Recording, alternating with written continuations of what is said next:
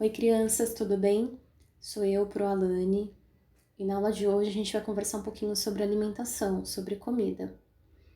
Primeiro é importante a gente saber que a nossa alimentação ela tem muito a ver com a cultura que nós temos, ou seja, morando no Brasil, quais são as frutas que são produzidas aqui, quais são os animais que são criados para consumo, como é o clima do país, e dentro de tudo isso é esperado que a gente se alimente de uma certa forma. Então pensa aí no que você come quase todos os dias no almoço, seja na sua casa ou lá na escola. Eu imagino que você tenha respondido alguma coisa como arroz, feijão, salada, algum tipo de carne, ou não, né, se você for vegetariano. Mas e se você morasse no Japão? Será que você comeria as mesmas coisas que você come aqui no Brasil? Quem aqui já teve a experiência de comer comida japonesa ou conhece, já viu, sabe que a comida japonesa ela envolve a alimentação com o peixe cru, que é uma alimentação que tem muitos legumes, que o arroz ele não é da mesma forma, da mesma textura que a gente costuma comer aqui no Brasil.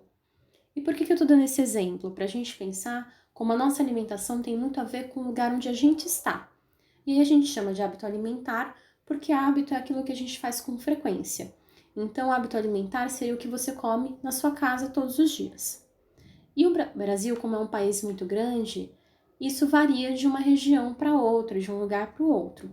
Na página 106 da apostila Trilhas de Aprendizagem, que é o que a gente vai conversar hoje, que a gente vai fazer, vocês vão ver que aparecem alguns exemplos de comidas e bebidas de outra região do Brasil, que muitas vezes aqui em São Paulo a gente nem conhece.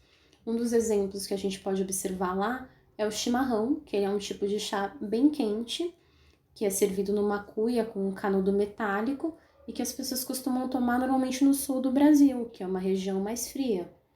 Outro exemplo também que aparece lá é o tacacá, que é um caldo de mandioca com folhas, ele é servido numa cuia, ele tem origem indígena e é muito consumido no norte do Brasil.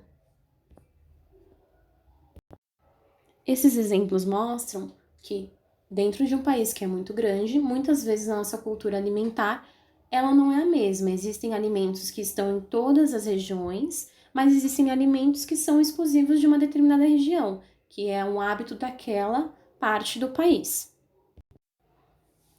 E aí, para a gente seguir, é importante que dentro da nossa alimentação existe uma forma de separar em dois grandes grupos, que aí já é o conteúdo da página 107 e da página 108, que vocês vão fazer apenas o exercício A. Lá aparece uma divisão entre alimentos naturais e alimentos industrializados.